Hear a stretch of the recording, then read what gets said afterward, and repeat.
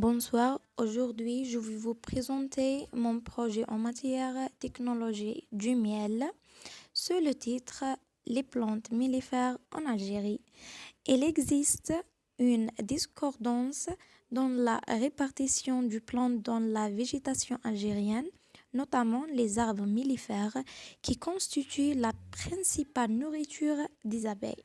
Et on va commencer avec la première plante mellifère, c'est le jujubier. Le jujubier, ses fruits sont utilisés dans le traitement de nombreuses maladies comme le musc pour les maux de dents et la purification du sang.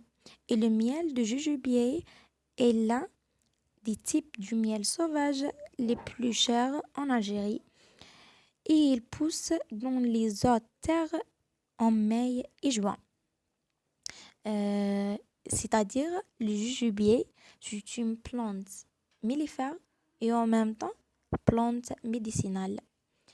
L'eucalyptus, on le trouve dans les régions du nord de l'Algérie, soit l'est central et l'ouest.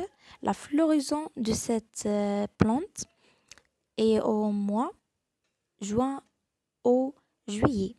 La plante médicinale utilisée pour traiter de nombreuses maladies comme l'attaque de la maladie du malaria.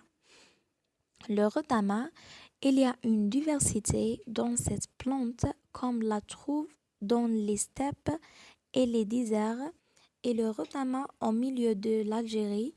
La plante fleurit du mois février au mars. Lavande en couleur violet, cette plante est considérée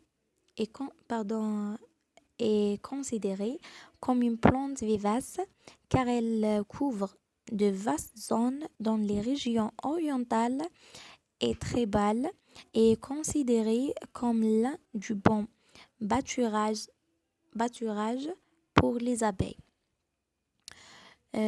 Caroubier, arbre à fruits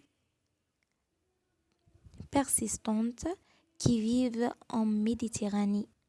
L'état de Bijaya est considéré comme l'une des zones agricoles les plus importantes pour la plante de caroubier. La plante fleurit au mois 9 au mois 10, c'est-à-dire septembre au octobre. Les agrumes,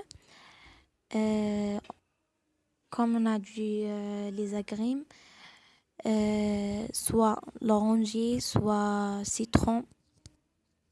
Les plantes persistantes dominant les régions substantielles en général, orientales, centrales et occidentales. Elles fleurissent et donnent dans les